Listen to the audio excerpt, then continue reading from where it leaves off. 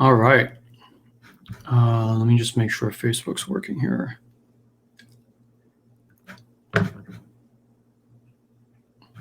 Oh, okay. I think we are on. Okay, I think we're live. Finally. Okay. Welcome to the session. Thank you so much for coming in. Happy Sunday. Sorry for the late start and the technical issues. But hopefully the microphone is sounding okay. We had a bit of an echo issue with the mic, so we had been fiddling with that. But so happy to finally be here. And I just want to say welcome, everyone. Thank you for joining me in the session. And as always, every week, I'm so honored to be with you here in this time of sensitivity and uncertainty. And I look forward to sharing time with you in our shared sacred space together today.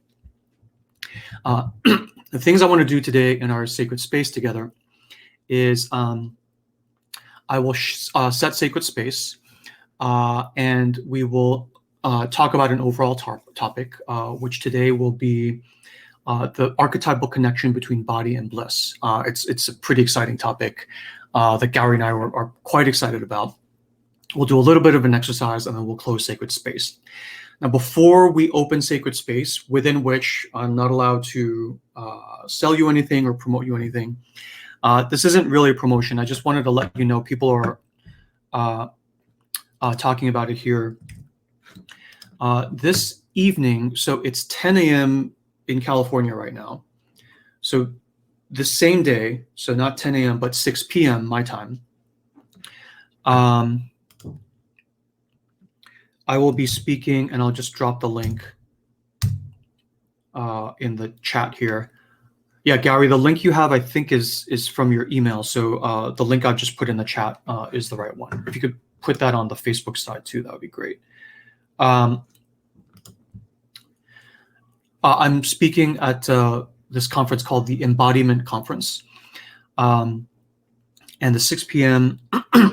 So it's totally free. You sign up.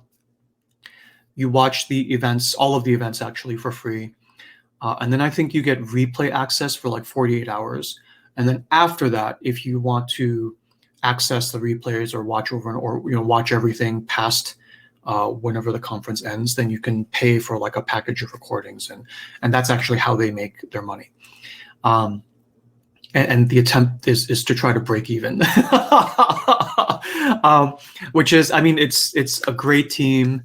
I think they've got something like 400,000 people signed up for the overall conference. I think there's like something like almost like probably like 1,000 presenters. Like Alanis Morissette is going to be presenting too. So anyway, there's a lot of different tracks on embodiment. They've asked me to talk about the 4 channels of the inner critic.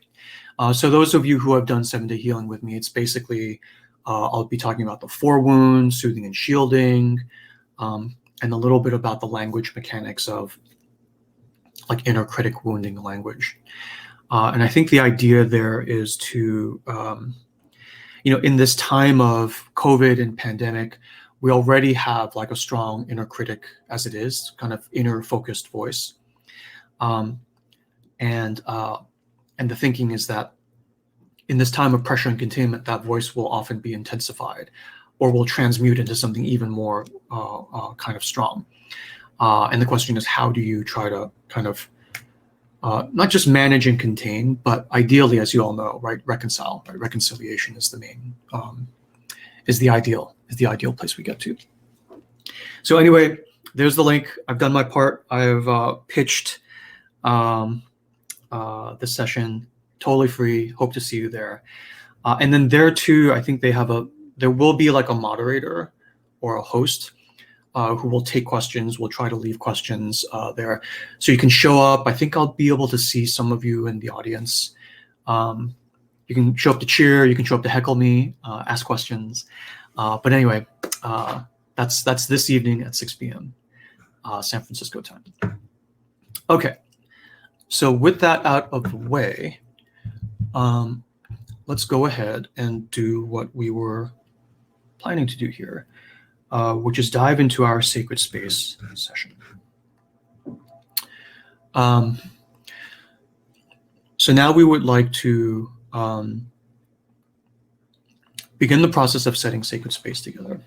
And to start, we want to kind of set the goal or intention of what we want to do here, which is we would like to, from this point forward, create a space together which is devoid of fear, threat, and control, in order for us to open to higher guidance from within our own selves. A safe sanctuary space for us all to relax and surrender with no danger or threat, so that we can partake of the emotional nourishment and spiritual nourishment that comes from being in sacred space together as a group. Okay. And in opening sacred space today, I will propose that we all follow the 4 principles of Presidian sacred space. Number 1, confidentiality. Standard Vegas rules: what happens in sacred space stays in sacred space. That's the rule when we do sacred space in person. Online, of course, it's the video is public, it's open to everyone. And so the way we handle confidentiality here is via anonymization. So you don't have to be anonymous. You can be if you want to. But the way you would do that is you would come into the crowdcast sort of stream of sacred space, and then you would go into your profile and basically change your username to Donald Duck or Mickey Mouse or Harry Potter, and then proceed to ask questions, chat, et cetera, from there, totally anonymously. So that's number 1. Number 2 is the principle of that there is no threat or controlling in sacred space. No fixing, no tough love, no intervening. This is good for you. Hey, I'm sorry I'm being harsh. I'm only trying to help. I'm only trying to tell you the truth about things. We don't do that in sacred space. Now, there's nothing wrong with doing that per se, but because even that well-intentioned kind of controlling and intervening is of the realm of fear, threat, and control, it is of the realm of the profane. So when we're in the profane, we can do that, right? But when we're in the sacred, the whole point of being in the sacred is to do things and take nourishment from the sacred, things that can only be taken from the sacred, right? So we're creating this purely sacred space as much as possible so that we can do the things that you can only do in sacred space to take that nourishment. So the goal here is to hold space for each other, to be actually however we are, without any expectation or threat of anyone intervening or trying to help you, right? Certainly not trying to hurt you, right? So we leave space for each other and actually actively protect that space for each other, to be afraid, to be anxious, to be happy and relaxed, however we actually are, and to be okay with that and hold space for that. The third principle of sacred space as a corollary, which is that there's no commerce, right? There's no commerce, nothing may be sold. I can't sell you anything. Nothing can be recommended or suggested. Even for me, mentioning the whatever conference I'm doing tonight, it's not even offered as like a cure or healing or anything you need, right? It's just, I'm going to be talking at this thing. Come by and like throw tomatoes if you want. But my point is, even there, I felt a little bit sort of, I'm kind of walking the line a little bit just to get the word out to everyone. For us to gather, right? So we are here for your energy, not for the things you bring. We are here for what you are, not for what you do or provide. Okay, so no commerce, no recommendations. And then the final is that there's no expectation of participation. There's no pressure to do anything or to join in anything, to chat or not chat. At the end of the story today, we'll have a little exercise. There's no pressure to do the exercise. Everything is only if you want. No fear, threat, or control.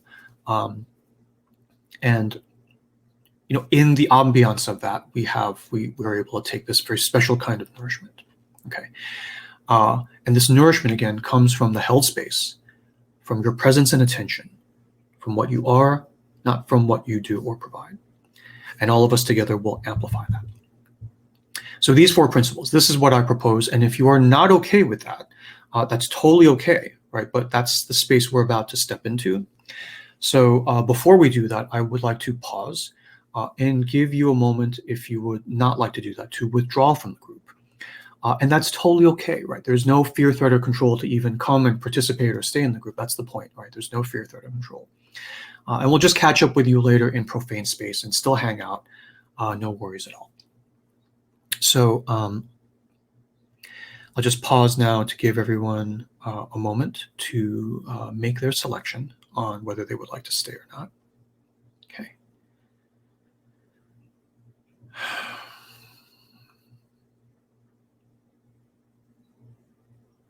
Okay.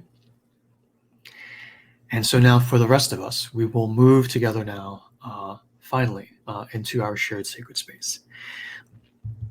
And as we enter into sacred space, now I will remind us that we are observing the 4 principles of confidentiality: no fear, threat, or control, no commerce or recommendations, no expectation of participation. All right. Welcome back to Sacred Space, everyone. I think we're in our 31st session, and it's a really lovely thing. So what Gowrie and I wanted to talk about today is the topic of the archetypal connection between the body and bliss. This topic is a bit of a surprise for us. We were not expecting to, I don't know what we're expecting to talk about today. But what we've been doing in the past month is we've been, getting on our weekly call. Gowrie will sort of pick the next fairy tale or folk tale from various world cultural traditions, and she'll read it. And basically, she'll read it, and then I will read it. I will interpret it a bit as a dream, as I do sort of my interpretation thing. And then we just kind of see where the golden thread leads us, right? And this week it led us to a really interesting sort of idea about the connection between body and bliss. What are the things that are kind of similar about the physics of coming into reconciliation and harmony with your body, and coming into reconciliation and harmony with your bliss. So there are themes of, exploration of the themes of acceptance of our bodies, themes of embodiment, and how that connects to our ability to find and follow our bliss in life. So I think what we'll do is I'll ask Gowrie back on screen here, and then we will tell another folktale from the Hindu tradition, and then just kind of let the golden thread lead us from there. Okay. And Gowrie, if you are ready, come up on screen. Hey, Gowrie. Hi. Can you hear me okay? Yeah, I can hear you. I can hear you all right. Awesome. Yeah. So do you want to tell us about the story you've selected? Yeah, so this was the way it came about is because when we were discussing last week's story, something about that story reminded me of this one. It was just a tiny little aspect of it, but, I had to tell you the whole story. And then it just felt intuitively, maybe this is the next one. So I had to go back and, dig up as much as I could get to the original source material. It's very hard to find.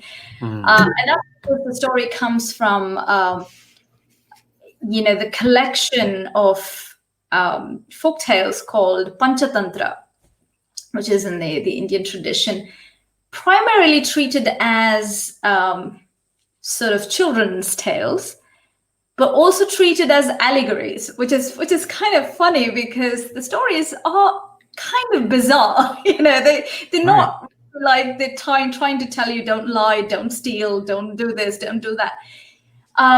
So they're treated more like wisdom stories, right? But then everyone tells you, oh, Panchatantra is full of wisdom, and if you follow what the stories tell you, then it's good for you. But it's really hard to kind of get the straight allegorical message from it right away because they don't really tell you. And most of them are animal stories. And the thing about Panchatantra tradition is that there are various versions of this collection. And it's very hard to put a time and a place and an author to them. Although the general idea is that they were written down, borrowed from the oral tradition. They were kind of written down somewhere between the 3rd century before Common Era and the 2nd century after Common Era. So that's kind of timeline they put to it. But the consensus is that they were probably told and handed down generations and generations much before that. They were only written down at that. So it had a lot of, the movement from places to places all over India, and they kind of moved from there to the Middle East and Europe. Of course, they changed forms after that. The stories changed considerably, but it's now got kind of a worldwide sort of an appeal. So that's where this story comes from, and I have to say, when I first read it, it made me uncomfortable. It was bizarre, and I didn't know what to make of it. Not until I spoke to you, that is. And one thing just to say about, especially fairy stories like this, folk tales like this, is that exactly what you said. They are preserved. They're very, very old, right? So based on what you've said, we're talking about what, 10, 15,000 years old, right? This is a part of like human. It's not just Indian or Hindu anymore. This is a part of like human heritage. And so the first question is, how the heck did they even survive that long? What makes them so important and useful that they survive so long? The second question is, okay, so they've survived. What do we do with them? And in the profane world, everyone's like, follow these and you'll have a good life, and if not, you'll be a dunderhead, right? But then you read them, and it's like, huh? Like, this is not a. I mean, if you followed her, there's no clear lines. So logically, linearly, in the profane, they don't make any sense. And so one of the ways, I feel is a very powerful way to use these stories is, you read them. So, for instance, today we'll read the story, and then we'll like share some of the sort of brainstorms that we came up with. Now, to the extent that you resonate with them, you may, in your own personal mind, feel like, oh, that story. I remember that story, and when Gauri and Artie told it, it's like it touched my heart. And so here's the lesson. Here's the thing I remember. Here's the headline I remember from that story. If you read that story again years from now, or even months from now, and you have that same sacred space, open mind to it, where you're not like, oh yeah, I know this story. This story means X. And you just let it wash over you again. It may show up again in a replay, or you may be reading some other book, and it may come up. If you remain in sacred space, it will come to you, and very often it will bring a different message to you. It will bring a different or related but deeper message. And this is the nature of these stories in my mind, where they are these kind of there's almost an intelligence to these archetypes of stories that come down to us. And they guide us, but if we read them in a sacred kind of mythopoetic mode, if we read them in a Cartesian scientific mode, it's like they just make zero sense. And it happens kind of even when I watch movies. It happens to me, like if I'm rewatching what I missed out, or it just didn't occur to me the first time, and the second time it's like, oh, I didn't think of this, but it totally makes sense in this way, So that happens of rereading stories, rewatching movies. It seems to be, it seems to have a circumambulatory quality to it. The very act of storytelling itself. So should we jump in? You want to tell the story? All right, let's do it. With the story then. I'm going to take my notes on, put myself on mute. Sorry. So the story is called The Maiden Who Married a Snake. And it's one of the stories that comes in the first part of the Panchatantra. And it starts like this. So there was a Brahmin who lived in the city of Rajagriha. The Rajagriha is the name of the city. And he and his wife were childless. And his wife, was quite sad about it. And she would really be... she'd express this sorrow by lamenting whenever she saw neighbors' children, and she'd constantly be about how she doesn't have a child. So one day, the husband said to her that, "Dear wife, don't grieve anymore, because I was offering a sacrifice, to the gods, and for the birth of a child or a son." And there was this voice that came to me, and it said in the clearest words, this was a disembodied voice, an invisible voice, and it said to me in the clearest words that you will be granted the son that you want, and he shall surpass all men in beauty and virtue and good fortune. Right? So you shall have this. This is what you want. So, he told his wife that this is what I've heard, so you don't have to grieve anymore. And the wife was overjoyed, and she said, "Oh, these kind of promises do come true, so I hope this comes true." And in the course of time, she became pregnant. She gave birth to a child, except that what she gave birth to was a snake. Right? And such a horror. And all the attendants who were helping her through her birth, they all saw this, and they were horrified, and they said immediately that you should throw this away. This is not good. Throw it away. But, the mother, she was filled with the mother's love for her son, so she paid absolutely no attention to them. She picked up the snake, she bathed it, and she fed it milk and all sorts of food and everything. And she made a large, clean sort of a basket or a box kind of container and placed the baby in it. And she nourished the snake to its full growth.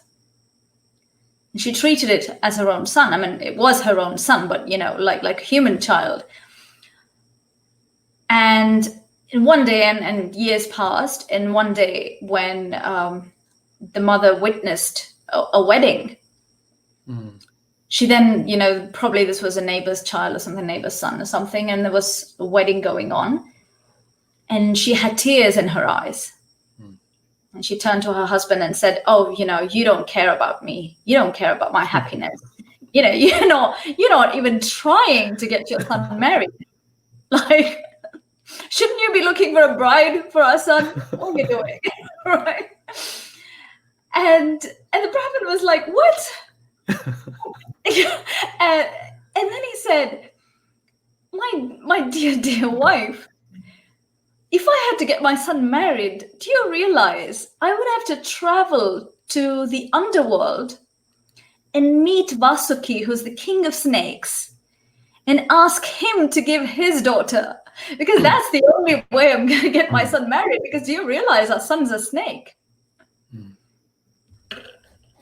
But, she would have none of it. She was like, "I don't care what you do. I just need you to get my son married." But she also, she was going through sadness and sorrow for this, because this was not going to be easy.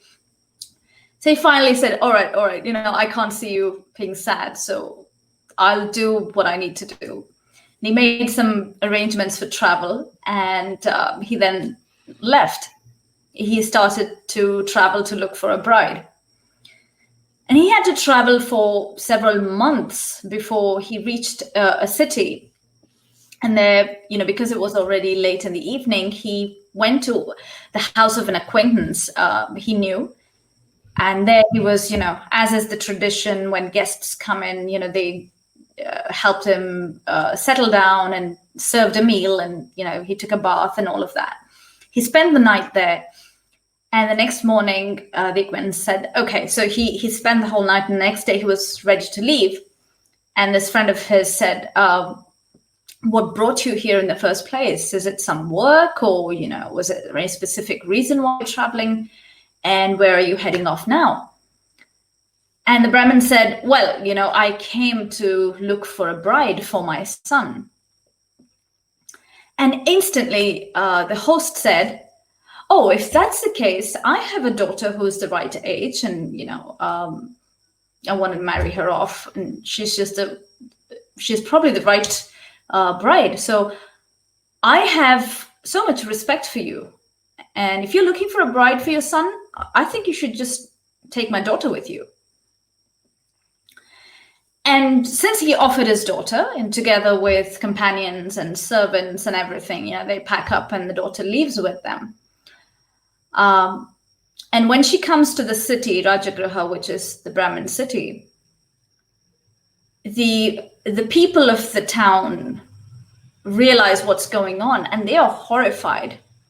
So what they do is they kind of go and tell the companions and the attendants of the girl and say, do you know who, the woman is going to marry?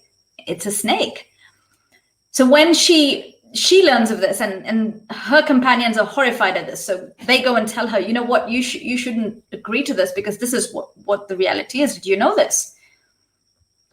And her response to that basically is that my father's given his word, and do you expect me to break his honor?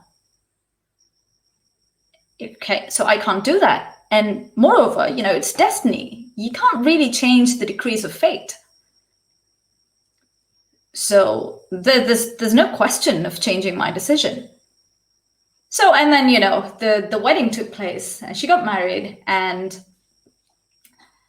she, treated her husband, the snake, with all the respect and love and care and affection that, he'd been given all this while. She served him milk, and she took care of making him comfortable in his basket, all of that. And one night, when she was about to go to bed, she found a man there, and she was horrified. So she screamed, and she was about to run.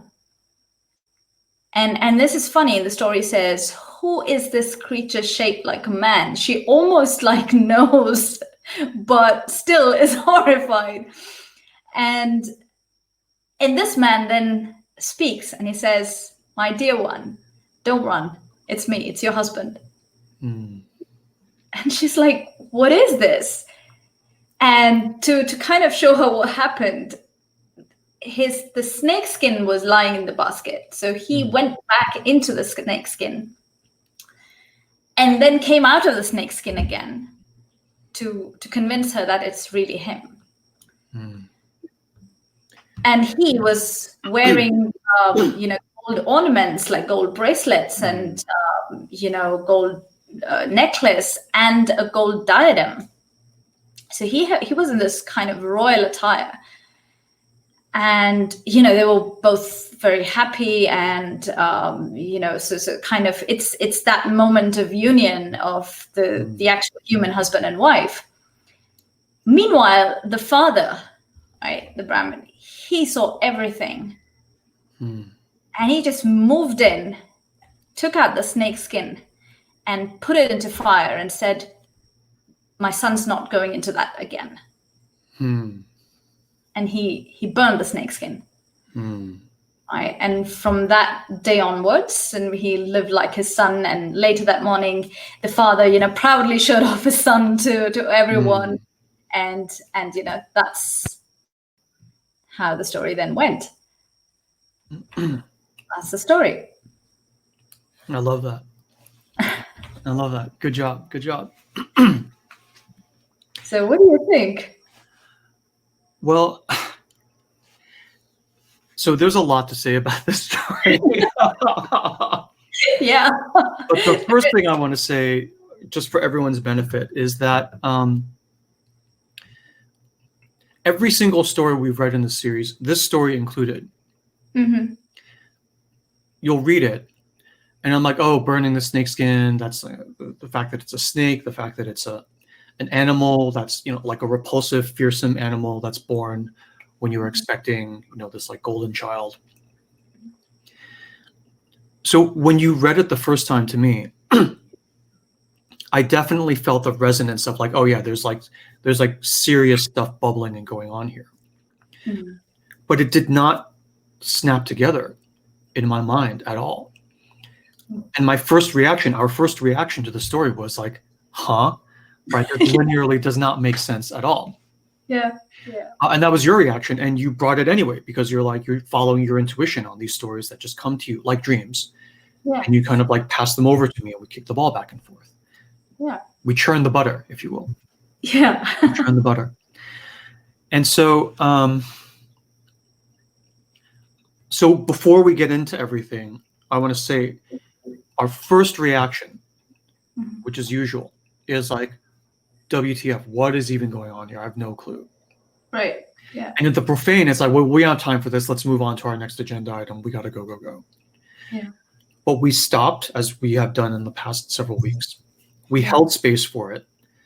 And honestly, in the middle of even holding space, the first 10 minutes, I was like, yeah, I think this is going to be an okay live sacred space. I don't know. Yeah. And then this like next level of thing like hit. Yeah. So with that framing, let's dive into it. Yeah. So the first thing I want to say here is, as the story starts, the couple is childless. Right? Like in all these fairy tales, that's the first touch on the ball, right? Right. Yeah. The couple is childless. Okay, this is the problem that needs to be solved. And in other tales, it's like at the end of the Shiro tale, the man who could make withered blossoms bloom, they were still childless. So it's like, okay, that tells you something. Here, boom, right in the first paragraph of the story, they get their child. Yeah. They get their child. So it's like done, set. But there's always a but. Yeah. Yeah. Except for the fact that the child is a snake.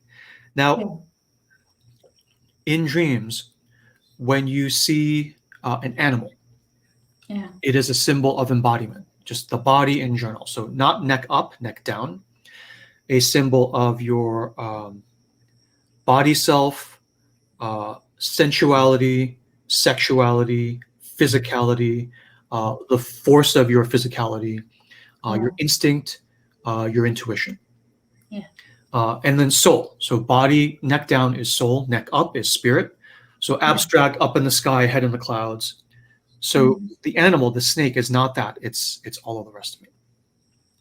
So this is what comes through in like full force.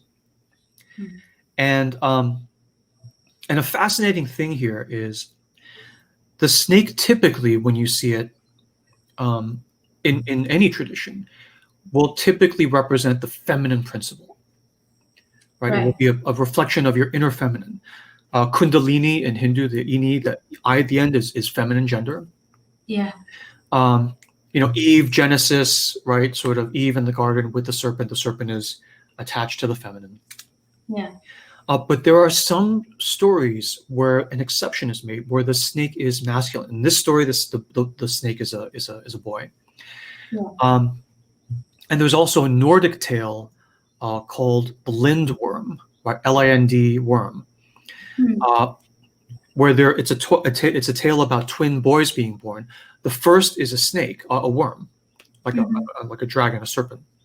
Yeah. And the second is this golden child, right? Very similar here. First it's a snake, then it's the golden child. Right. And without even thinking, the midwife takes the snake and throws it out the window, and nobody even knows, right? And 18 years later, when both are like grown and they're looking for wives and everything, then all the action and the conflict in the next step of the story happens. That's so, yeah. And so, as a side note, you wonder, so did this story travel to Europe and get transmuted? Maybe so. But also, when you read these stories mythopoetically, you realize that the other explanation for these similar themes popping up, like Frog King and sort of the abandoned children and Hansel and Gretel, is the other kind of explanation is not diffusion, like it starts in one place and spreads, but sort of popping up independently because they arise out of our biology. They arise out of the human archetype. Right. So if like I see a bird in India and the bird is building a nest, I was like, oh, isn't that interesting? And then I go to North America and I was like, oh, look, birds are building nests here too. They must have learned from the Indian birds. And it's like, well, I mean, maybe, maybe. But you could also make the argument that a nest is part of, right? Just like beak and wings, a nest is part of the archetype of the bird, right? Where you see a bird, you will see some kind of nest. Yeah. And just because it's not physically attached to the bird, but sort of mythopoetically, archetypally attached, there's no difference. Yeah. Right. So humans, you're like, well, humans have 2 eyes, 2 ears, nose, and a mouth. And we have all these different cultures, but the cultures share sort of similar aspects. And some of those aspects, which we call archetypes, right, are of the nature of this nest, where you find a human, even if they're on an island, cut off from all other humans, these same images will appear again and again. Yeah. So there are a number of transformations here. The wife gets pregnant. The snake is born. The snake is accepted. The snake gets married, and then the snake transforms into human. Yeah. So following the arc of the snake is a very sort of powerful way to sort of read this archetype, because especially in Western fairy tales, and this is true for you when you have your own dreams as well, when there is a friendly animal, right, a fox, a wolf that's like helping you along, the general rule in fairy tales and dreams is that you can trust it.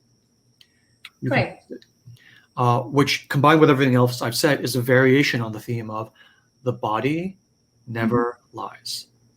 The body never lies. You can always trust the body. Right. Right. So this is not some new age, like trust your body, trust your soul. It's like, I mean, it's true, but I mean, this guidance from this story, which is arguably 15,000 years old, says exactly the same thing. If you have eyes to hear, if you have eyes to see, if you have ears to hear. So here, it is this idea of the woman, the mom, instinctively, immediately standing by the snake and not throwing it away. Right. Right. And not just tolerance, but acceptance. It's not that I'm just going to sort of let the snake live and feed it. It's like, no, this is our son. Get him a wife. And he's like, oh my God, what? It's a classic husband-wife. It's like, oh, woman, you're crazy. Do you know what I have to do? It's like, it's not my business what you have to do. You have to go do it. And he's like, oh, and then he goes and does it. Yeah. Right? He bellyaches a little bit, but he goes and does it. So the feminine, and these are avatars of your own inner masculine and feminine. The feminine in this case, the snake literally is the fruit of her body, right? Given by divine guidance. Yeah. So she does not reject it. Yeah. It doesn't matter what other people care or think or say. This is my son given by the gods. I'm keeping it. Yeah. Right. So the first move is she trusts her own body and the guidance of the body. Yeah. The feminine protects the body without question. And then the masculine does the ideal, which is, follows the lead of the feminine, which is the ideal situation. Now, this is not a sexist, man, you should all like obey your wives, although that's not a bad bit of advice anyway. But this is your own inner masculine, inner feminine, right? Your own inner masculine. So regardless of your outer gender, I have an inner masculine, inner feminine. You have an inner masculine, inner feminine. And the ideal is the vision comes from the inner feminine, and the inner masculine protects her so that she can get the signal, and then manifests and goes out and does what is needed to basically make the vision a physical reality. In this case, the vision is that the son has to get married. That's the direction. Well, this inner masculine, which is like this hidden, because it's in a snake, it is this very subtle symbol of inner masculine, inner feminine integration. Right. Like a tower is a very subtle symbol of inner masculine, inner feminine integration, where it's like the outside of the tower is phallic, right? It's like this pokey thing. But the tower is hollow inside. You go up the inside of a tower, which makes it useful because then you can see from the inside out. And the inside is very womb-like. It's feminine. Yeah.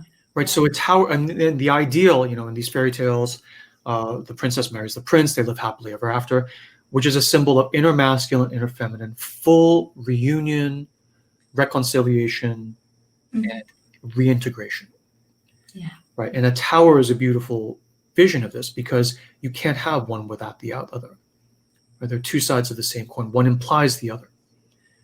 If you had a tower without a hollow inside, it would just be an obelisk. It would just be a monument, a useless kind of thing, right? Right. And here, it's masculine because it's a boy, but the form is a snake. Yeah. And you almost can't lose one without the other. And so because of this father-mother kind of working together and accepting, this then leads to the emerging feminine, the daughter-in-law, Yeah. who also reflexively defends the body without question. Yeah. Right? After 2 generations of the inner feminine nurturing the snake, he finally comes out of the skin. Yeah. Right? And the fact that he did this kind of implies that even when he was 7 years old, he could have done this. And I mean, we were joking, like, if I were his mom, I'd be like, okay, didn't know you could do that. Would have been nice if you had done that earlier. But the very poignant irony is that she wouldn't have reacted like that, because it's like, it doesn't matter what your form is. You're my son. Yeah. Right? You're my son, and your father is going to get you a wife. Yeah. Okay, so then, so feminine has unconditional acceptance of the masculine in this sort of exiled form, right? Yeah. And of the body. Feminine accepts the body without condition. The father does not deceive, right? He just says, I'm looking for a bride for my son. And his friend says, well, you know, how about my daughter?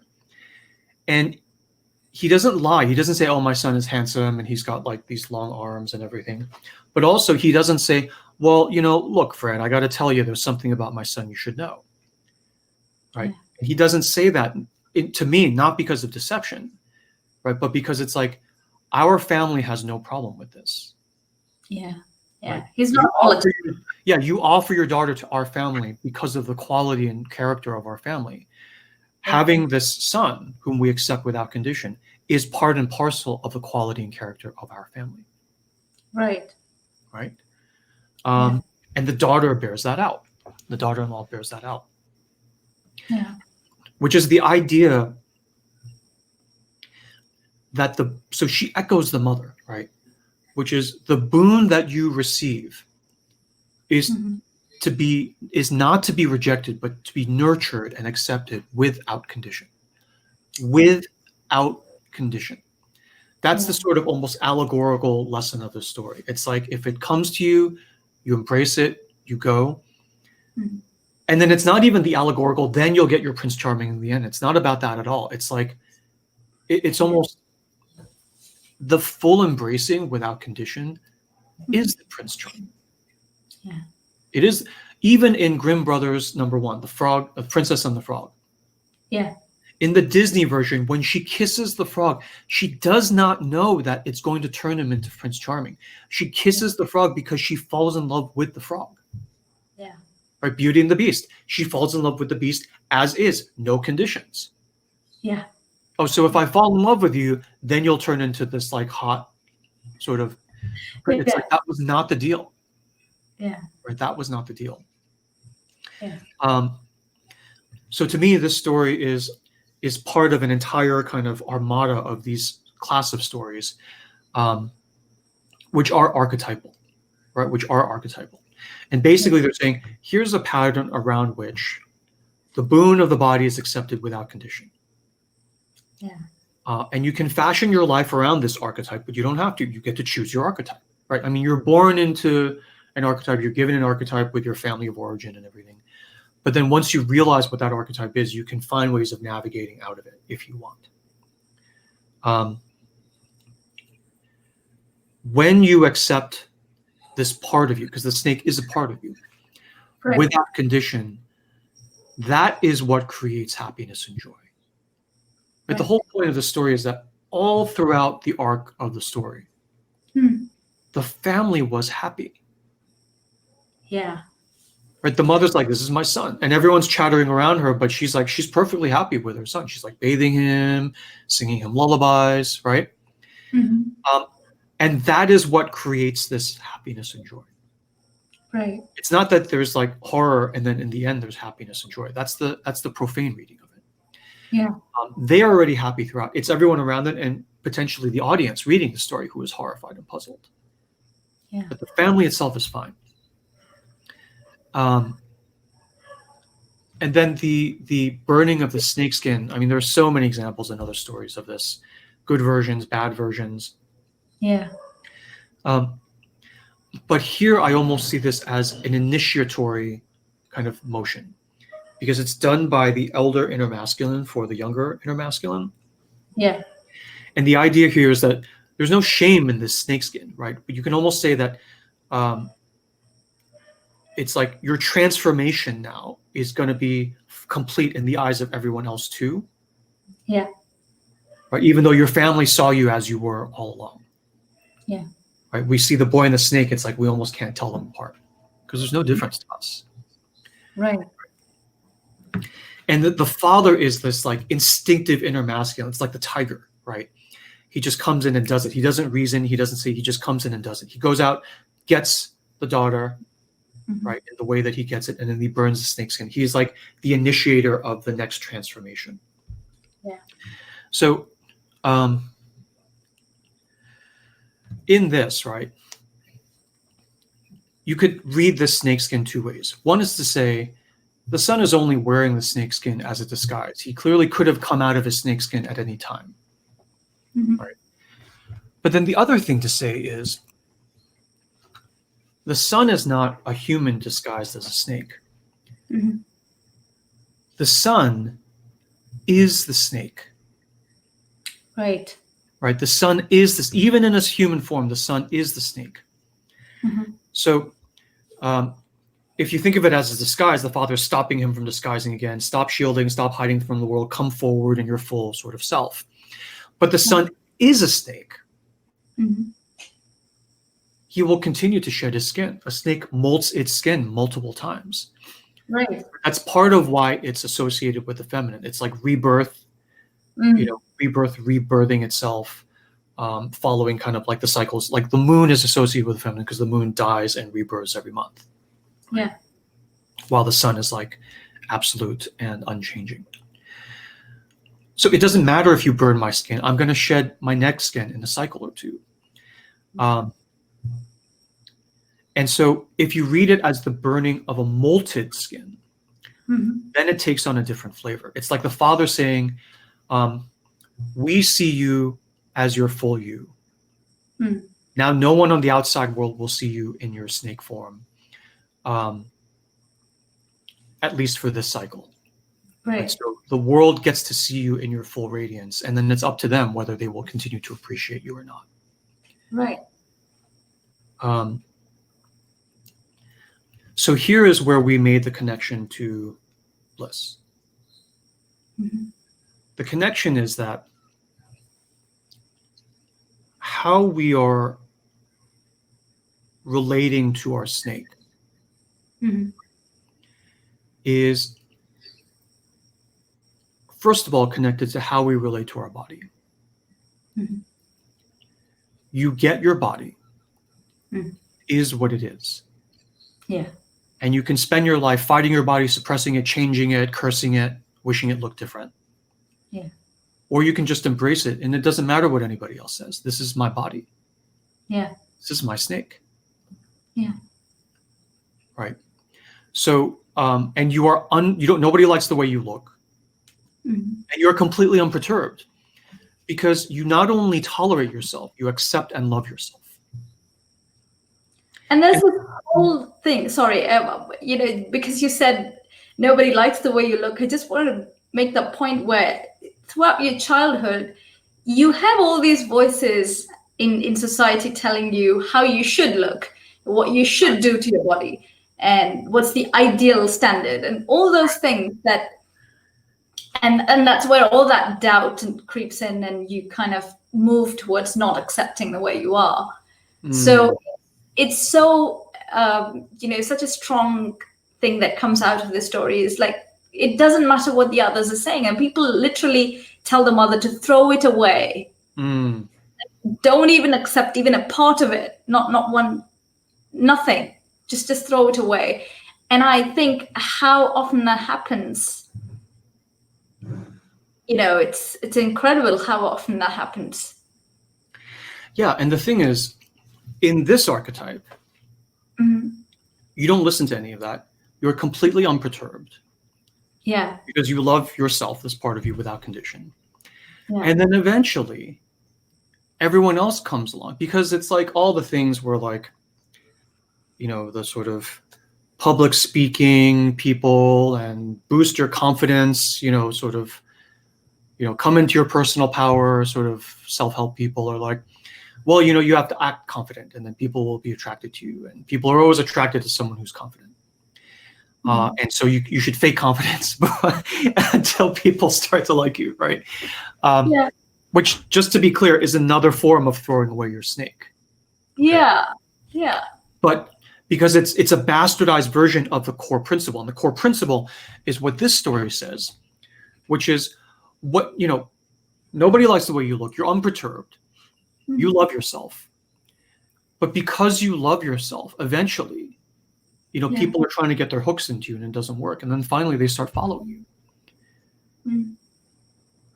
Right? Eventually everyone loves you because it makes no difference to you, right? Whether they love you or not. Yeah. But then at the end, because of this power that you have, people do end up loving you, and it still makes no difference to you. Right. Yeah. Right. So when my stock price is down, it doesn't matter. And when my stock price is up, it doesn't matter. Because my love for my own self is unconditional. Right. It does not matter whether it's good weather or bad weather outside. It's completely decoupled from that. Yeah. And that's the power of this archetype. Now, should I talk about how this connects to bliss? Yeah, yeah. So separate and apart from body, we were saying in our conversation, this same pattern can apply to your bliss. Right? So this is a general archetype. It can be applied to the part of you that is what we call your bliss as well. Yeah. So the way we think about bliss is you can't choose your bliss. You like what you like for no good reason, right? Yeah. I can't choose whether I'm a healer or not. I just am, right? I've always been nerdy like this about these kinds of things. I've tried to pretend to be other things, and then regardless of whether it works out in terms of outer trappings of success, nothing quite satisfies you at that deep core level, like when you were doing your bliss. Yeah. And you can't choose that. It's just like your body. It's just like the snake. You can't choose it. You can ask for some like bliss, meaning in life, and then it's given to you. And then when you turn over the card, it just is what it is. Yeah. Like we call it, it's like the lines of grain and wood. You take a branch from a tree, you cut it lengthwise, you open it. There are these lines. You can't say, well, I like these lines, I don't like these lines. It's like, it just is. It already was. And when you open the branch, you're actually discovering what's already there. Yeah. So when you accept your bliss lines over time, people around you will tend to, over time, accept and even be amazed by your bliss. Right.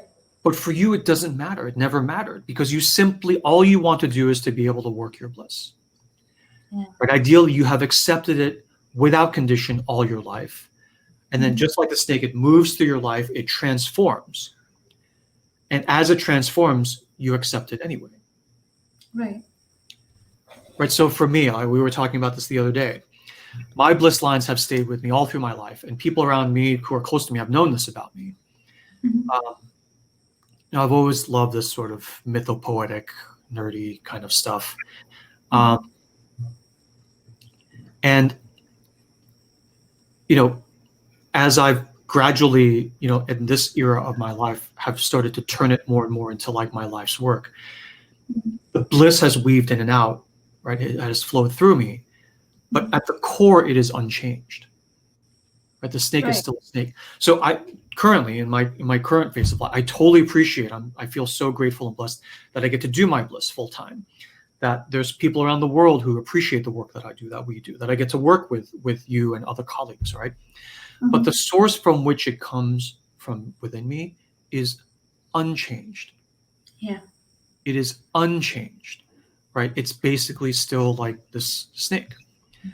I learn more about it, but the basic physics have not changed. So it's not as much about development, like I'm developing as a person, as it is about disclosure and discovery of this thing that is within you. Yeah. And so, it reminds me of this thing that, and those of you who are in my weekly healing thing, you've heard me talk about this. This thing that like Picasso once said, right, in his later years, where he said, everyone talks about, the rose period and the blue period and the cubist period, right? All these as sort of these linear phases of my development as an artist. Right? What they don't understand is that all of these things have been within me. And it's as if I'm standing in the middle of like a tailor shop, right? And there are all these mirrors around me. In each mirror, you're just looking at a different aspect of the singular me. Right? So they talk about development and could he have turned left or could he have turned right? What they don't understand is that I do not develop. I am. Right. I am. And what you see are basically different aspects of me coming out at different seasons of life under different circumstances.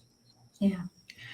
And so this then is this kind of link provided by this story archetype between bliss and the body to me.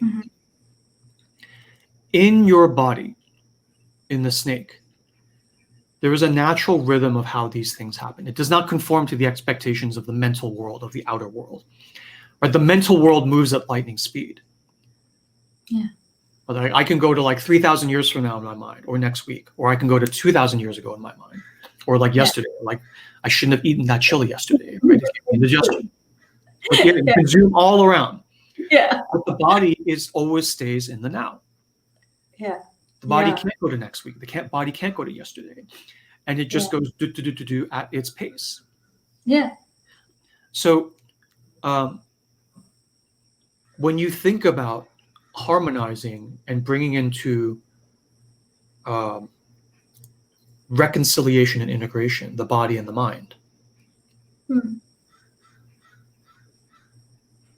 the body cannot speed up, but the mind can slow down. Yeah. So if you're going to bring them into harmony, there's only one way to do it, which is the mind needs to slow down. Right? And it's the same thing with bliss. Right? Where bliss, like the snake, unfolds in the way it unfolds. It discloses the different aspects in the order in which it discloses. Right. And you can't get a book and say, okay, well, let me look at other examples. Your bliss is very oftentimes very unique. Right? You can look at other examples. If you think like your bliss is similar to my bliss, you can read about me and then sort of learn a little bit about it, but yours will still be unique. Yeah. Right? Yours will still be unique. And so the story to me is about the connection of this like archetype of unconditional love and acceptance of this part of yourself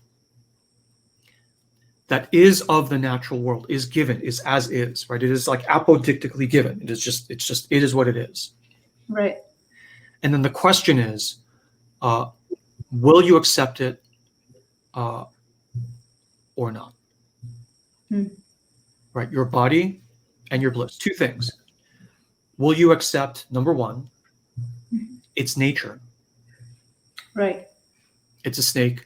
My bliss is healing. It's not like running a hedge fund on Wall Street. It just is what I can't choose. Right. So sue me. It is what it is. So number one is to accept it. Do you accept it unconditionally as it is? And number two, do you accommodate its natural tempo of being? Right. Right? It can't change, and its tempo is what its tempo is. Right. And so there was this analog between body and bliss that we drew. And then we realized that it actually connects the two in an even deeper way. And this is where the wisdom of the story brought us to a next level of insight, which is, we're like, it's not just this intellectual parallelism between bliss and the body. And when we held, it led us to actually look at bliss and the body next to each other.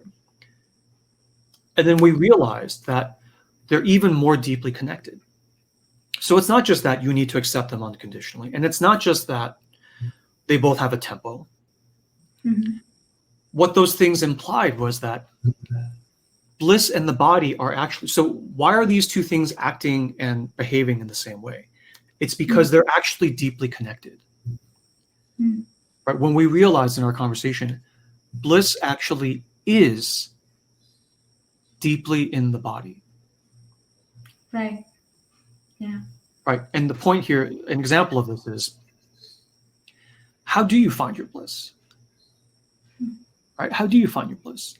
The way we teach it is, you look to the things you naturally do when your mind is not paying attention. Right. Right? Right. Yeah. It's not the things you should do, but what you end up doing.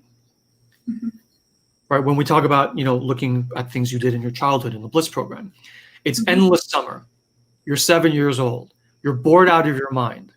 Right? No one's threatening you. No one's saying do chores. You're just like at home with the garden in the back, endless summer. What do you end up doing? Do you end up planting things? Do you end up building forts? Do you end up reading books? Right? And that becomes a major breadcrumb on the trail for you to finding your bliss. So it's what your body ends up doing for no good reason. Another example. Isn't it true that when you don't follow your bliss in your life, you can't get out of bed? Yeah. You're working a Wall Street job, you're working your whatever sort of corporate job. It's not your bliss, it pays the bills. So you're like, okay, I'll just do this a while. Or it's like you just force yourself, I'm a great high-tech guy. I should just shut up and keep doing it. Yeah. And even when things are going great, you cannot get out of bed. Yeah. Your body is the first to give the signal because you can trust the body. The body never lies. Yeah. The mind doesn't always lie, but it can lie because the mind uses symbolic language. Right? The body doesn't use language. The body, you know what the body is communicating through feeling. And right, I mean, as right, there's this quote by Umberto Eco, who says, "A sign is anything that can be used to lie." Right? And so, like, if I write,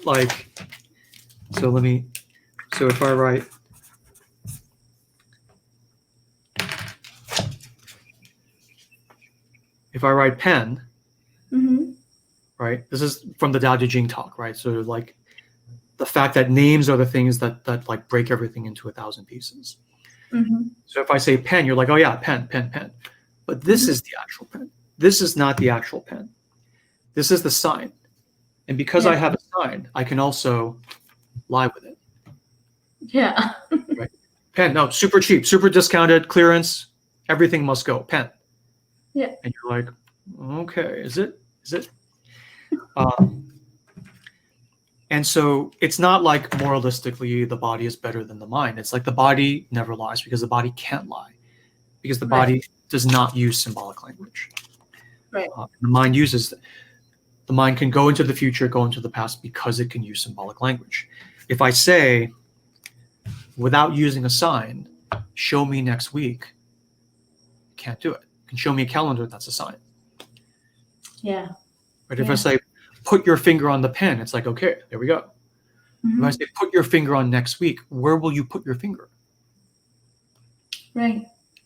right? So the body is always in the present moment, and the body does not lie. And so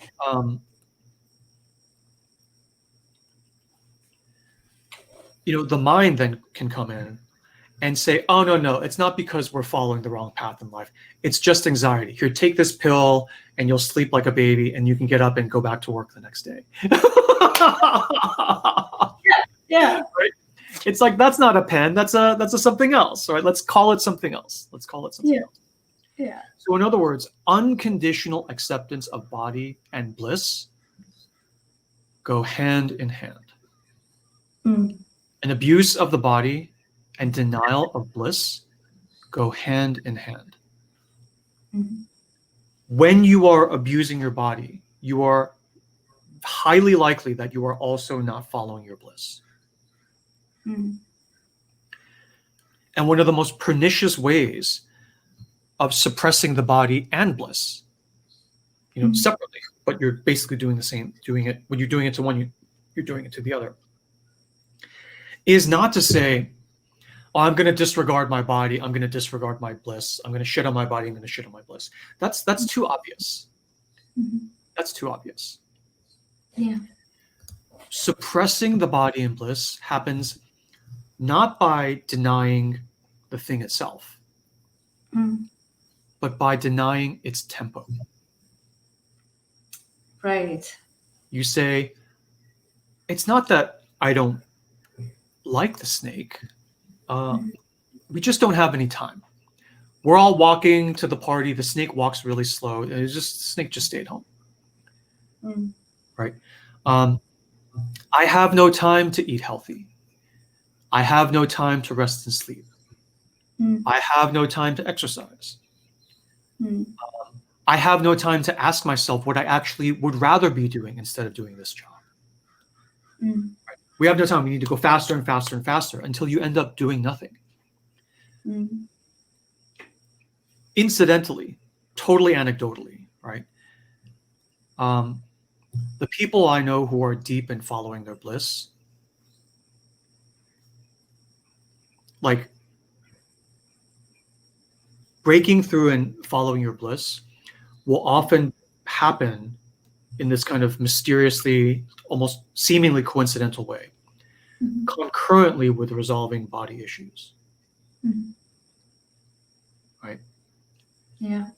And the converse is true too. It's like people who have body issues, very rarely I found them actually, very rarely, I'll just say it. I've never found someone who has body issues who have no problem in following their bliss. It's not that they're related or they're analogous. I can almost say they're one and the same.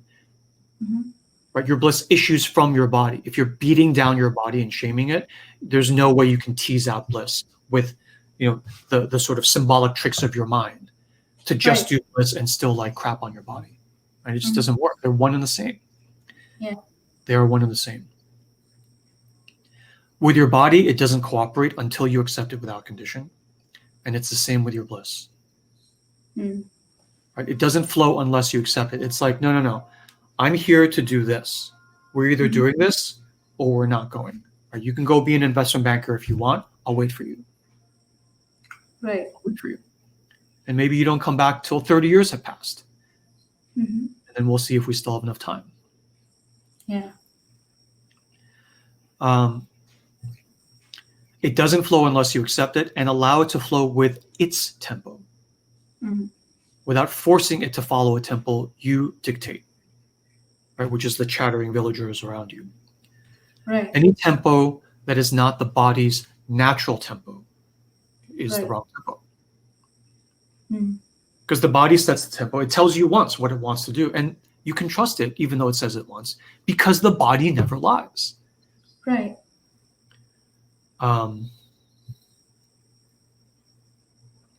Even for the two of us to get to this insight in our conversation, we had to have tremendous faith.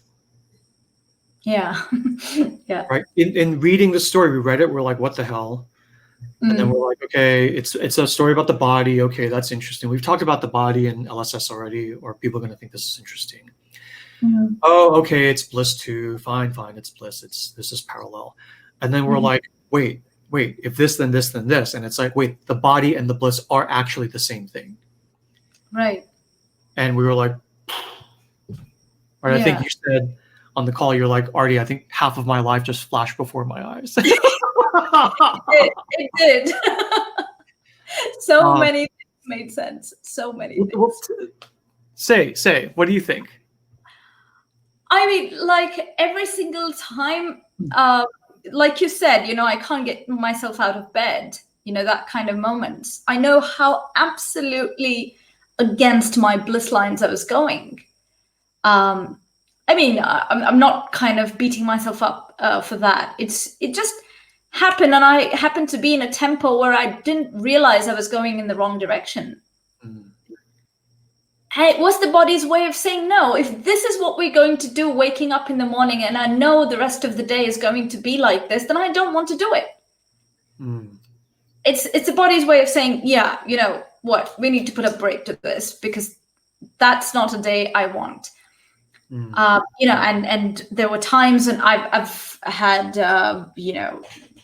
health issues, and I've had a road accident, and, kind of had to undergo surgery, all of those things. And I look back now and I think, yeah, that was, and I knew even at that time, funnily enough, I kind of sensed that my body is trying to tell me something.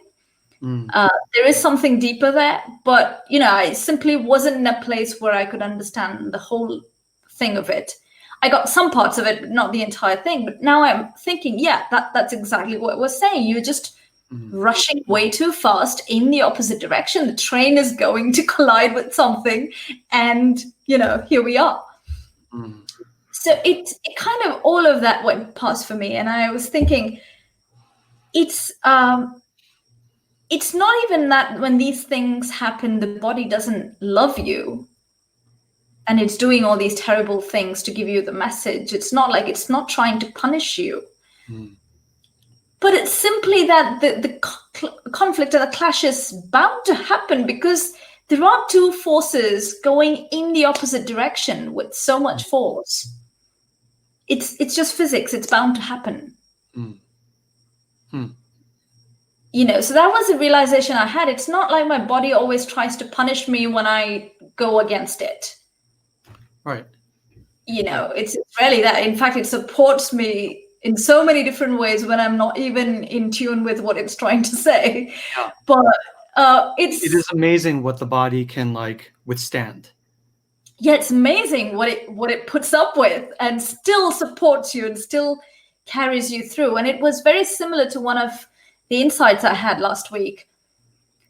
I was thinking, even in all those times when I felt like my inner masculine was not good enough, I had those times where I thought I had to heal it, and I had to work on my inner masculine to make it stronger, to make it more capable of manifesting my bliss. And I had to do this and that.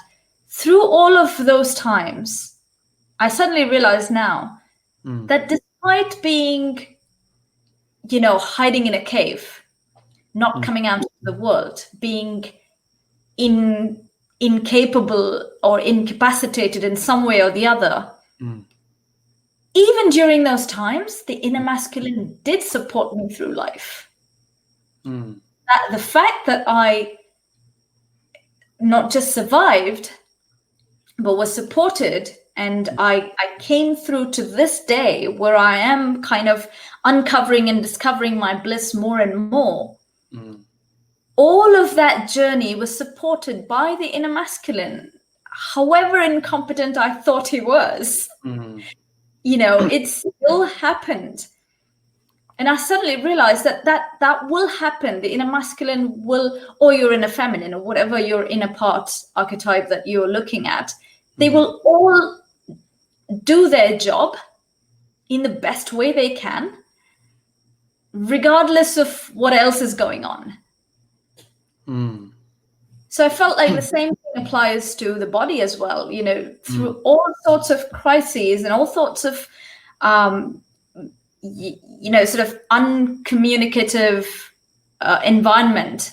where you're not really in tune with your body, you're not really listening to it or talking to it, there's the disconnect. Even during those times, the body puts up with everything and still supports you and still keeps you alive and thriving and feeling and all of that. So it's incredible the power the body has. Whether it's in the snake form or the human form, it's just incredible. Yeah.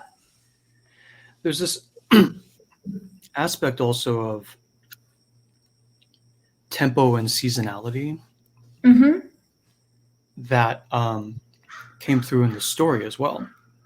Because we joke in the story about like how the boy only came out of his snake skin to like be with his wife. He didn't come out to like relieve his mother's like sort of whatever. And we're like, it didn't matter because the mother didn't care, right? It was unconditional. It's like if you are Picasso and you're painting blues, right? And everybody is like going out of their minds, like paying you money hand over fist. And then you shift and you paint Cubist paintings. And for the first period of that, everyone like he almost went bankrupt. His dealer like was at his wit's end because nobody was buying Cubist, and he was like, at least paint a few blues just to keep the money going.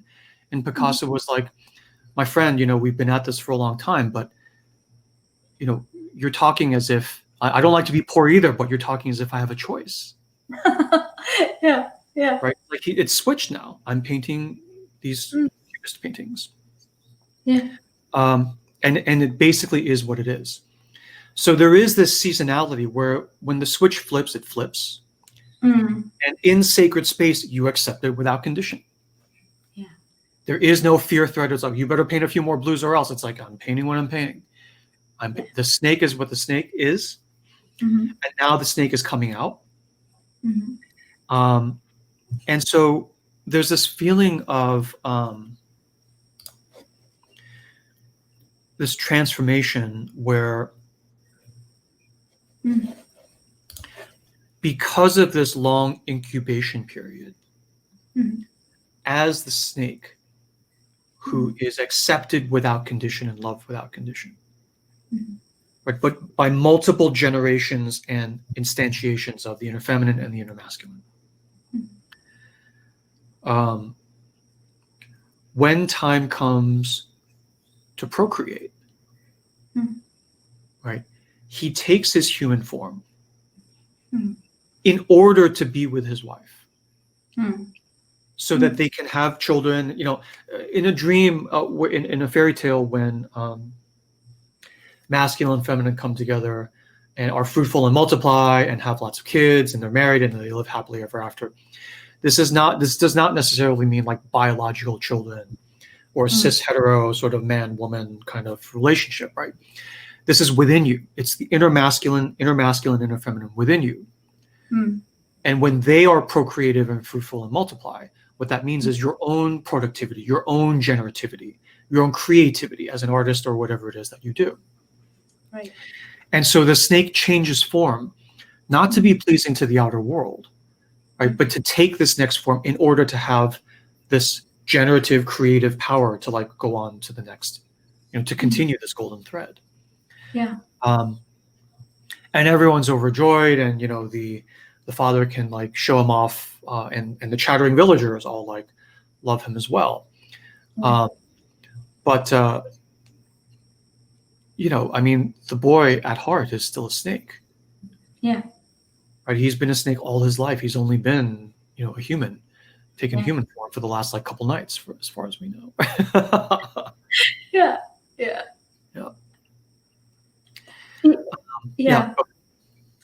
I was about to say that there's something came across as really insightful for me when you talked about the tempo of the body and the mind, is when you said if there needs to be harmony, it's the mind that should slow down to the tempo of the body, because the body can't really tune its tempo to change, right? So it occurred to me that that's a great way of looking at that, because all the time when we talk about, say, mindfulness, or we talk about meditation, or we talk about anxiety of the mind and the racing mind and the chattering mind and everything, most of the time our approach is we should slow the mind down because that's good for you, or that's spiritual. That's how you're spiritual. If you have a slow mind, that you can, then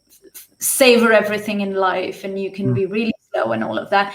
That's basically there's a should attached to it, and there's also this implication that somehow that makes you a better person if you have the pace of your mind is slow and you're mindful and all of that. But this approach to me comes across as the ideal here is the reconciliation between the body and mind, and which are basically the two inner parts of you. And also is the unconditional love and acceptance. The mind accepts the body's tempo. And the mind says, if this is how I need to be in tune with you, then this is the tempo I adopt. Because I can basically do whatever I want. I can run at any pace I want. But because I want to be with you, this is the pace I'm going to take. Right. It seems like, that's just so much more sacred than the other reasoning that we apply, which is like, oh, you should be more spiritual, or you should be slower because that's good. Right. There's none of this. This will make you healthier. This is the healthier way to be. I mean, none of that. It's just, the mind says, okay, my buddy, the body can't really run, so I'm going to run at his pace. Right. Yeah. So that was a wonderful insight for me, which came to me just right now when you said that. Yeah, because I think, one of the powerful things about this story and the sort of brain story we've had is that, all right, so you can be watching this session and you'll be like, okay, this is a great story and it's all very fancy and highfalutin intellectual stuff that, the body and the bliss are connected, and, manifestation and all this cool spiritual stuff. But, really, what do I do, right? As we say in the business world, okay, this is all great, pretty pictures and analyses, but it's Monday morning, 8 a.m. What do you do? What do you do differently? Yeah. Right. And I think one of the beautiful things about this is that the upshot, the kind of recommendation is very simple, which is because there is this aspect of tempo,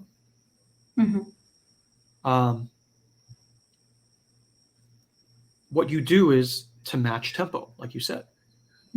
So Monday morning, 8 a.m., the single thing, the only thing you do to start down this path is to slow down.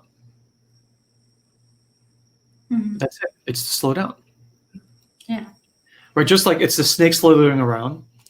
So you have a box and you feed it its meals in the box. You don't give it a chair at the table. Maybe you have a little pad, little snake bed on the table so that it can eat with the family and everything. It's like you accommodate the sort of requirements and just basic nature of the snake in order to sort of work it into your life. Right. And it's the exact same thing with body and the exact same thing with bliss. You slow down in order to hear the signal of the body. I mean, how many times, I'll just speak for myself. I can't count the number of times where it's like, oh yeah, that was a bad move. That was a bad decision. And if I think back, the minute he put that contract in front of me or term sheet in front of me and said, this is our offer, but you have to decide now. Yeah. Okay. Yeah. I mean, with experience, you learn that you never take an offer like that, no matter how good it is. Yeah. Like, always walk away. It's always like, on general principle, if you do that, if you're the kind of person that does that, we don't do business with people who do that. It doesn't even matter what the paper says, right? Yeah. Yeah. But it takes experience to even get to that point. Yeah.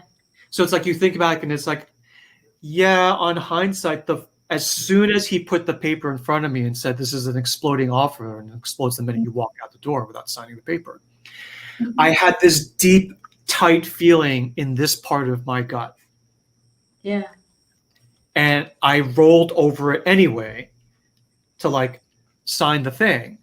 Yeah. And what ensued was like 18 months of like hell and disaster. And I was lucky. I thank my lucky star that it was only 18 months, right? Yeah. And so when you think back, it's like, oh yeah, the sign was there. The body was right there, hitting the button, going like, and we rolled right by it. And did we roll right by it because like, you know, we disrespect the body, we like discount the signals of the body? Well, yes.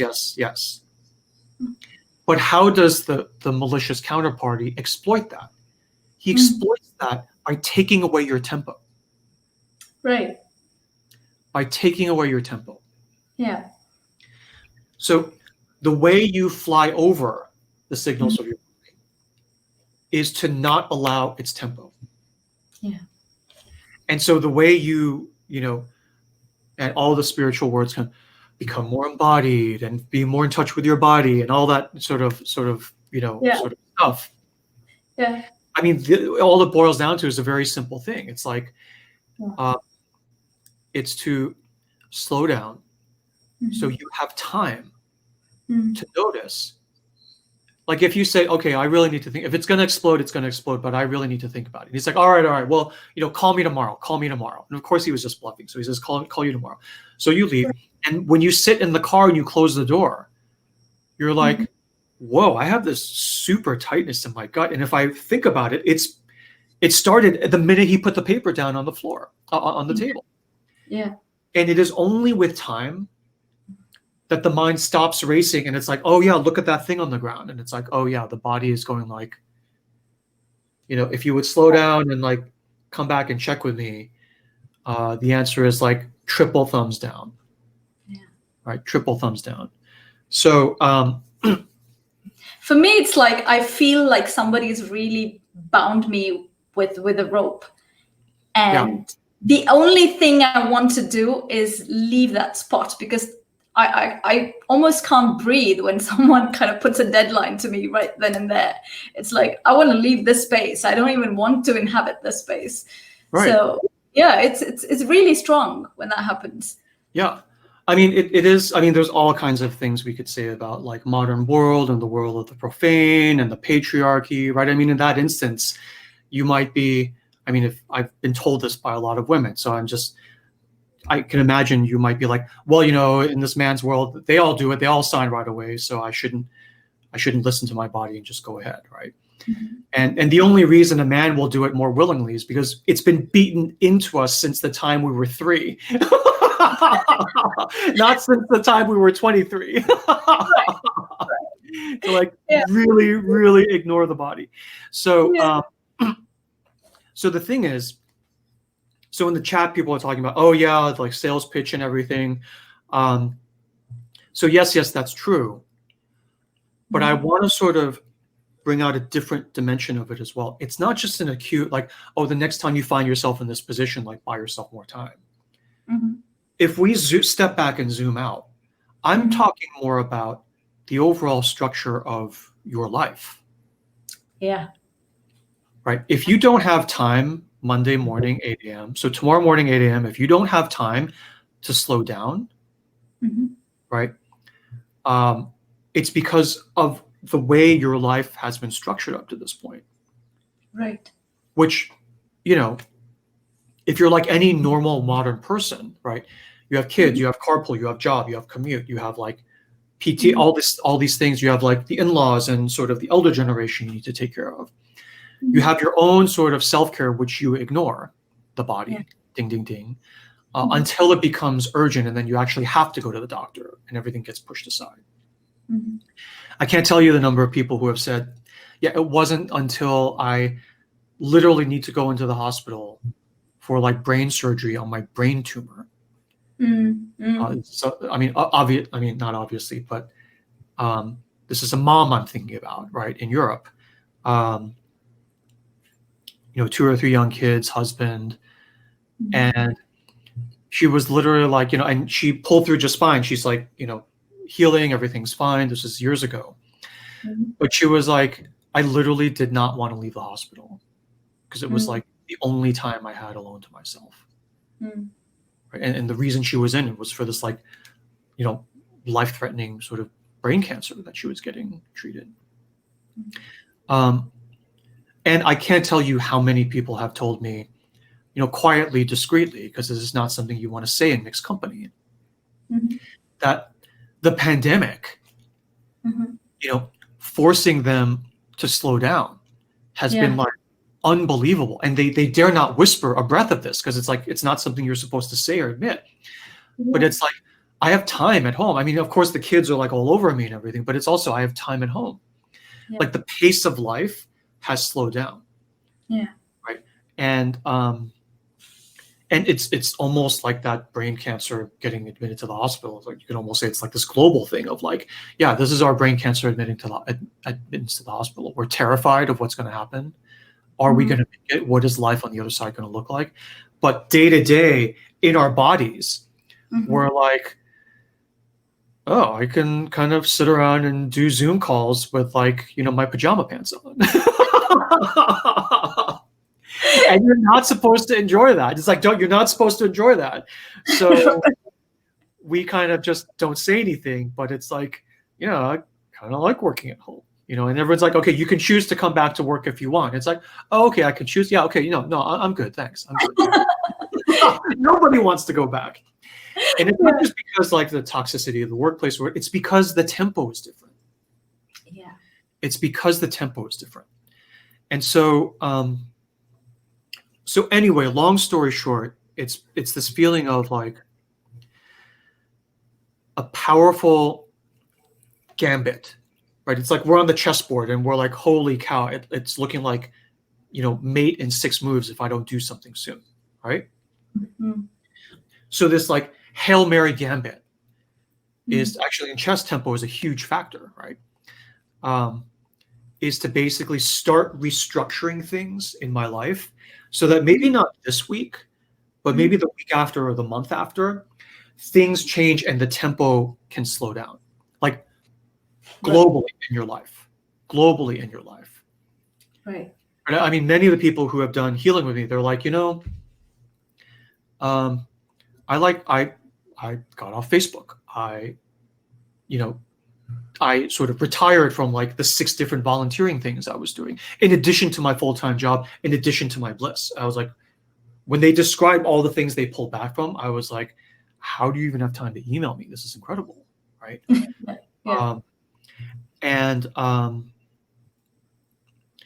So if you listen to this talk and you're like, oh, Bliss and body, and I want to get in touch with both of those things, how do I start? The first move of this gambit that we're proposing is to slow the tempo immediately in acute situations. Right. And then globally overall, try to move the chess pieces around so that tempo is overall slowed down. It's basically slow down. Yeah. Right? It's not slow down, you idiot, you're moving, you know, too fast, you should be more mindful and you should be all of these things. It's like, no. If you're moving at a tempo that's fast and you're okay with that, carry on, no action needed. Yeah. Right? There is no should. Even outside sacred space on these things that we teach, there is never any should. There's just like tools for you to try, and you can taste them, try them on, and if they work, then you're off to the races. And if not, that's fine. Yeah. But the thing is, like, mechanistically, right? It's it's not a moral, whether you're a good person or not thing. Mechanistically, the physics of it is that if you scheme and strategize to slow down the overall pace of your life, then you will categorically, right, automatically be able to hear the signals of the body more. Because you may need 3 hours of slack before you even feel what your body is telling you. Yeah. You know, and if you get good at feeling your body, you may need 3 minutes, not 3 hours. I would keep the 3 hours. Why not? Yeah. Right? Just because you can do something that you want to do it, it's like, I mean, maybe there's a good reason, but it better be a very good reason. And then the body then is where you learn about your bliss as well. Because when your body has the metaphorical 3 hours Mm-hmm. to like fully articulate everything it wants to say to you,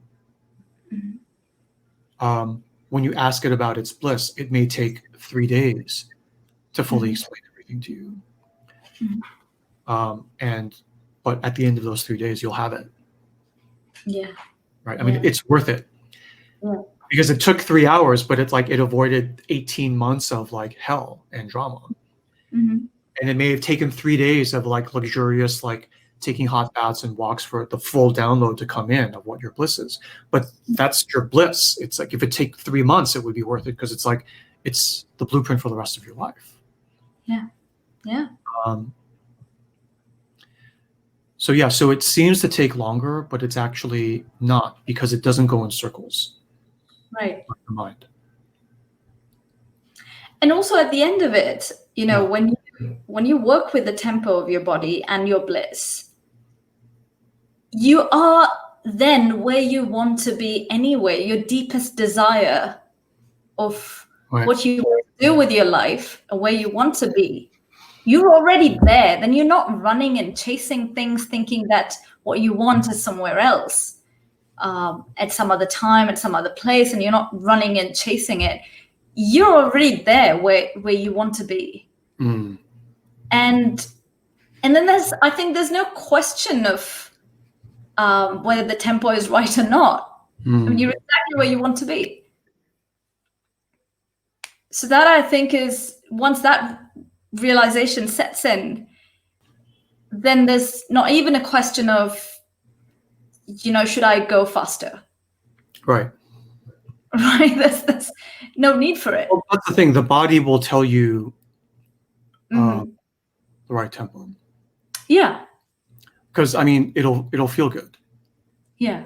I mean, when you're doing your bliss and you're like kind of at the flow of your body, the telltale sign that you're like, I mean, this is not the right language, but if you need to use this language, how do I know I'm doing it right? How do I know I'm doing it right? It's like, you know, you're doing it right when it feels good. Yeah. Right. It will feel good. You'll be like, this can't be legal. This cannot be legal. This cannot be okay. That I feel this good and I'm this productive or generative. I'm like waiting for the other shoe to drop. There's something wrong. And it's like, no. It's supposed to feel good. It's supposed to feel good. Okay. So anything else? I wanted to just address this one question which came up on the Facebook live session. Oh, okay. Someone said, the body doesn't lie. Can it be misinterpreted?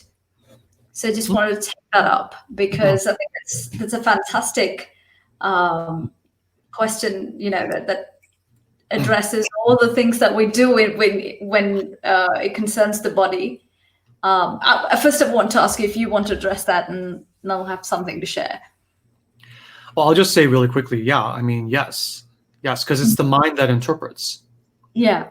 Right. So it's like you have this dream. One of my favorite like party tricks at dinner parties, or even just in my work, right? Yeah. Someone will say, well, you know, I never dream. And it's like, oh, okay. Don't you remember any dreams? It's like, well, actually, there was this dream from last week. And I'm thinking, all right, so you never dream. You have this dream from last week. I don't say that, but I go, okay, what was your dream? And it's like, so you do dream. And they're like, yeah, but it's so confusing. Who even knows what it means? So it doesn't count. Yeah. I'm like, okay. And I'm like, well, how about you? And they're like, well, but do you want to hear the dream? I was like, all right, let's have it. And they tell me the dream. And they're like, it was nothing. It was just like the chili I ate the night before and I had indigestion. And that's, of course, how this dream came up. And yet they want to tell me the dream anyway, right? Yeah. And so I read the dream a little and they're like blown away. And they're like, oh, so this means this means that. And of course, what do I always say? I'm like, I'll give you some interpretation, but that's my mind working on your dream. The next step is you go in and you re-engage those characters in that sort of day 3 interview that we talk about in 7-Day Healing. Yeah. And the point is that even with me, right, I'll do a little bit of interpretation, using my mind, Mm-hmm. but not to tell you the message of the dream. It's just to get you enough in the mode, just to push back the district attorney and the prosecutor of your mind, going like, this is nothing, for them to go, whoa, there's something going on here. Mm-hmm. And to basically create that space in you. And then it's like, and then I don't feel it because I don't know what the dream means, right? It's just my guess. And you go in and you talk to the dream figures and you figure out the rest of it. Yeah. And so here it is this idea of, it can be misinterpreted, and the misinterpretation is done by the mind. Yeah. Right. So if it's like, I can't get out of bed, I'm in the shower getting ready for work and I'm dry heaving. I'm like throwing up and things coming out. Right. And then a part of you is like, I'm going in the wrong direction in my life. I have to make some big changes. And it's like a whisper, you barely hear it. And then a whole other part of you is like, I got to get in the car to start the conference call from the car, to sit in 2 hours of traffic to get to the workplace that I hate. And I have like, it's like, I have a mortgage to pay. I have kids to feed. I have to do this. Right. So, so yeah, under that pressure, the mind will misinterpret and say, oh, it's just anxiety. It's just anxiety. Take this pill, sleep a little earlier. Don't look on your phone before. And that will help a little bit. You know, meditate, right? That's why it's like, even meditation, people are like, they'll ask me to learn meditation. I'll like teach them some things. This is like I mean, I still teach meditation, but this is one of the reasons I moved into healing as this like next phase of it. Because people would start to meditate and they would sleep better. They would have less anxiety. And then after about 3 weeks, it would stop working. They would meditate. They would do this app, all this stuff. And after about 3 weeks, it would stop working. And I was like, what do you mean it stopped working? And they're like, oh, you know, I still have anxiety. I still can't sleep. And you know, hundreds of people would describe this to me. And I'd be like, oh, okay. And what was happening was the body was like, no. And they were like, well, try this meditation. And the body doesn't lie, but the body is also like very gullible. It trusts you. Why wouldn't it trust you? Yeah. Right. Why would it expect that you would mess with it? Even though we do. Right. Yeah. So the body like trusts you, does this meditation thing, sleeps better, and you're still going on the wrong path. And after a while, it's like, wait a minute. You know, and basically you were using meditation as a tranquilizer dart. To get the body to basically shut the F up, right? So you would keep, and after a while, after 3 weeks, it's like, okay, I don't think I should do this anymore, because it's like, you know, I'm relaxing and everything, but you're still going in the wrong. And sometimes it will come back twice as fiercely. Yeah. Because it's like, no.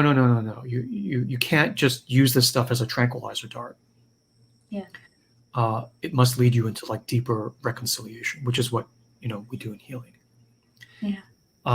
So that's my I mean, I was thinking of the numerous instances in the past where, you know, I had some kind of a sign from the body, whether it was a headache or whether it was general weakness or whether it was, you know, lack of stamina, strength, or things like that, where now I know clearly said, you know what, don't go this direction. This is not the place to go. And I'm going to kind of let you know that that's not the thing to do by completely, you know, not cooperating with you. Like, if you want to move forward, I'm going to just say, I don't have the strength in my legs to do it. Literally just not allow you to lift your leg. Right. And so many times I've told myself, oh, you know, I've used that to say I'm not good enough. I'm not strong enough. I'm not strong-willed enough. I'm not disciplined enough. I'm not dedicated enough. I'm not focused enough. I mean, there are so many labels I've attached to that. Where of course, the body is like, how about I'm not listening enough? You're like, no, that's clearly not the case. All I'm saying is, don't take that step. That's all I'm saying. Don't lift your leg. Don't take that step. So I'm going to have this aching pain in your feet. And what I'm saying is, don't take that step. And I'm putting all of these other labels. So yeah, I think we misinterpret that all the time. Going for all sorts of labels and names and things like that, except for the obvious one. But I would say obvious, but I think it takes a kind of fine tuning to be in the wavelength where we kind of understand what's being said. So it's like learning a language. So you hear that language and then you know that this is what's being said. But if you don't know the language, then it all sounds gibberish. It sounds like something else. Yeah. It sounds like a fairy story that doesn't make any sense. Yeah. Yeah. Like, what? Married a snake? Why? Yeah. And the thing about the story for me was it puzzled me so much, but it makes sense now. The story doesn't even make like an excuse or a cause as to why he was a snake. Doesn't even say, oh, he was under a curse, a witch cursed him, that's why he was a snake. Or, when the father burnt the skin, his curse was broken. It doesn't say any of that. It simply says, and that's why I think when you say it's valid to read it as the son is a snake, it's not him in disguise, he is the snake. I think I would agree with that, because the story doesn't make up any excuses for why he's a snake. Right. Yeah, it doesn't say it was a curse. It wasn't a curse. He was just born that way. Yeah. He is what he is. So I think it's incredible that the story just states it the way it is, and expects us almost to accept it just the way the mother and the wife have accepted the snake. It's like, this is the story, just take it. Well, I've got to tell you, that's what we did, right? I mean, you and I both have stopped asking you like why you pick the stories you pick. They come to you. Yeah. And we just kind of roll with it. Yeah. I mean, we've got a couple of backup live sacred space topics to like fill in case the story is really like not fruiting for us, but that hasn't happened yet, Yeah. So I think it's totally beautiful. I think it's totally beautiful. Right. Do you want to share the exercise for the week? Yeah, I think well, there is a thing on the chat that's this makes me see COVID as a global full stop, to give us the message to restructure and slow down our lives. Right. And first of all, I love that. There's one point around this sort of tempo thing that I want to bring up, and everything you've been saying about the body, which is the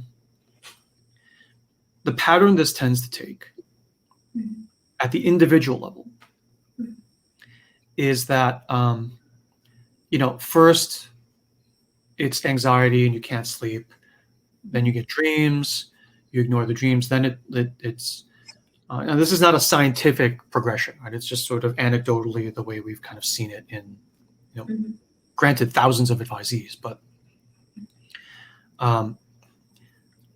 the point is, I'm not trying to prove this linearly. I'm trying to give you this mythopoetic pattern and then see if it resonates for you as well. And if it doesn't, it doesn't. Where it's like you have anxiety, you have sleeplessness, and then you start having dreams.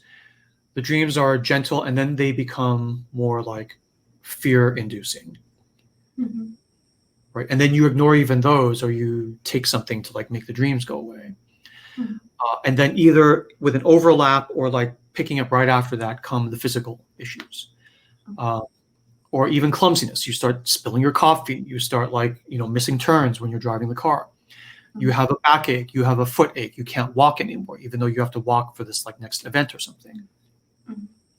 Like subtly, these signals will come in and try to stop you literally from moving forward on your path until, the extreme versions are like, you get called into the hospital to like do an MRI of your lungs, and there's like scary mass that they see there. And then you're like, oh my gosh, I need to change my life. I need to change everything. And then the MRI comes back and it's like, oh yeah, it was just a little like residual scarring from pneumonia. It's not cancer. It's fine. Right. And then at that point, that's the critical point where it's like the body loves you. If you die, it dies. So it's completely, and its interests are very aligned with you. Right. But if you're going to continue going the wrong direction in your life, what is the point of even being here in the first place? Yeah. Right. So it ups the voltage. The image is that it ups the voltage until you pay attention. And it's like walking this tightrope, because it's like I'm trying not to up the voltage to the point where like we die. Because that would be bad too. That would be bad too. But it's like, I need you to like work with me, because if we don't at least start going in the direction we're supposed to go in, following our golden thread in life, then what's the difference? What was the point of being alive in the first place? It's that kind of feeling. Yeah. But I love you, so if you want to keep eating like really bad food and like, that's fine. I can take on a lot of load, but I mean, come on, how much longer are we gonna? Let's go. I mean, are you excited? This is why we came here in the first place. Let's like roll. Let's go. And so it's this feeling of. So I guess what I'm saying is, even though you get checked into the hospital, even though you get laid up with the flu for 3 weeks, or you get checked into the hospital for like this stuff that gives you downtime, or, right, speaking of escalations, a global pandemic shuts the entire world economy down and holds it down for now going on 7 and 8 months. Yeah. And we're like struggling, writhing, right? And the question is, when we check out of the hospital of COVID, which, we will, how will we read what just happened to us? We'll be like, oh, phew, glad that's over. All right, let's keep going. Yeah. Right? Or will it be like, okay, we need to like rethink our lives, which is unlikely, because once it comes back, the tempo will be going again.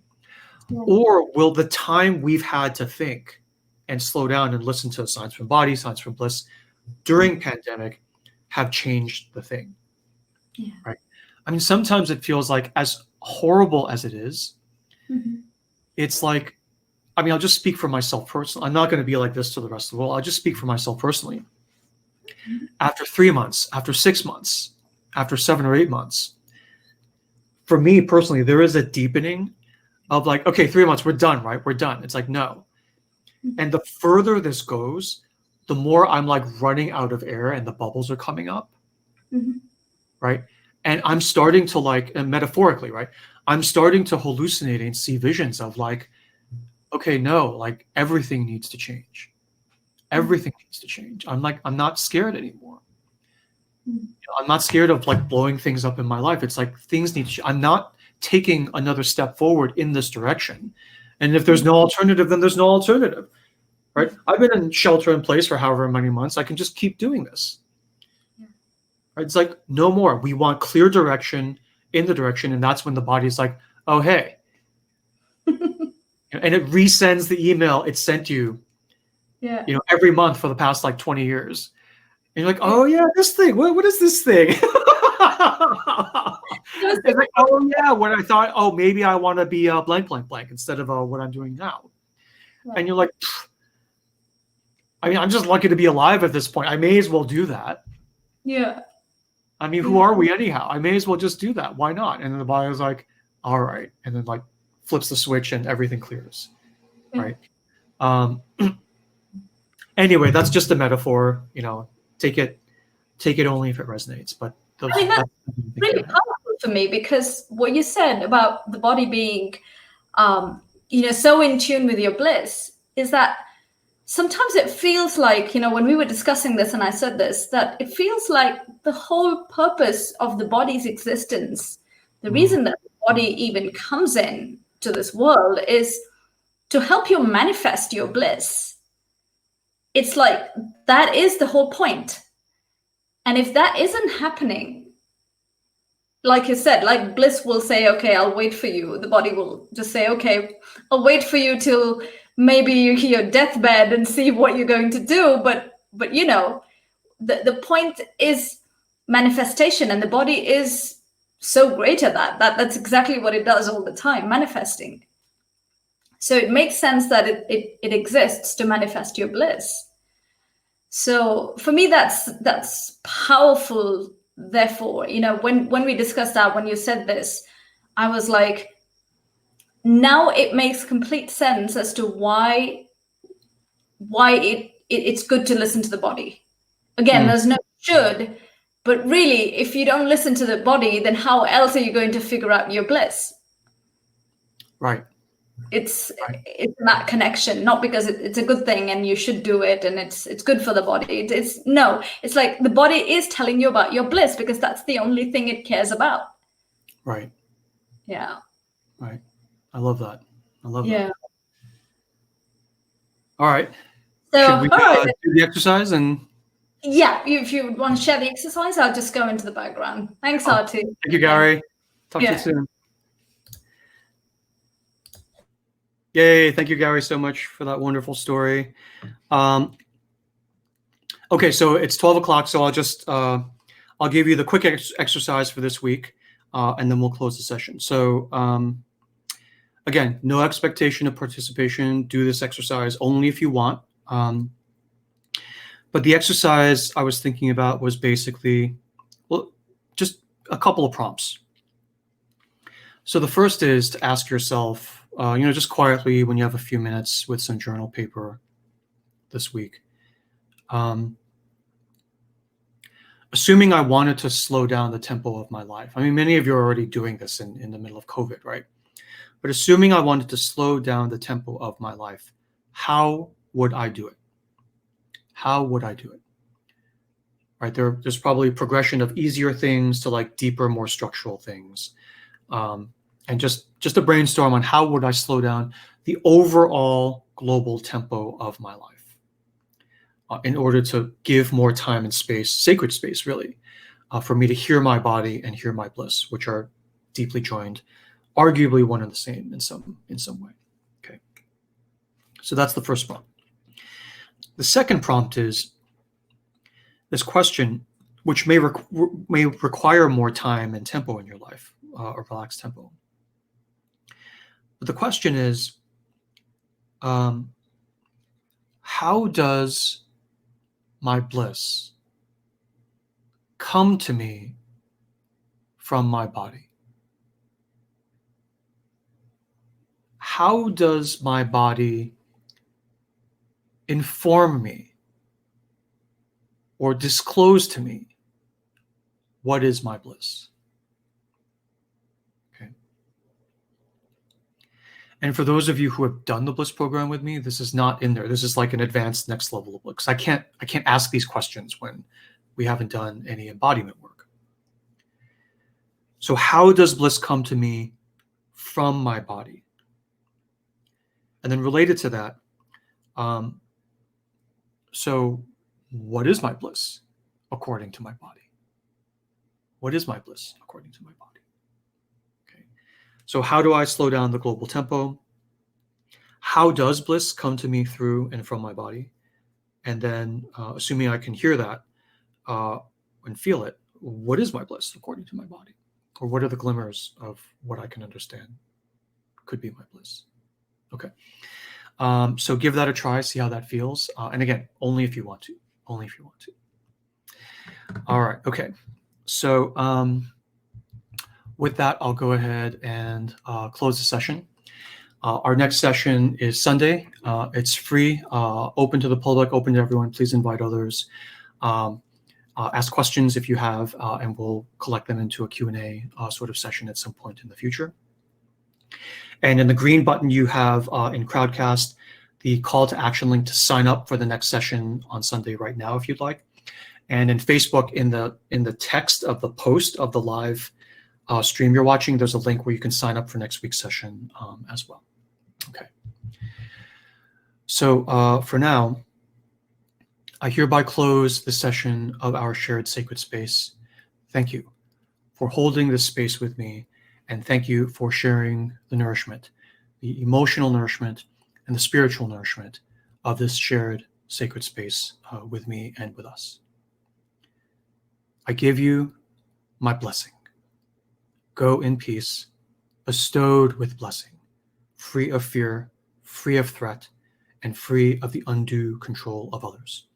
Have a great day, have a great week, and I will see you all in the next session. Thank you. Thank you.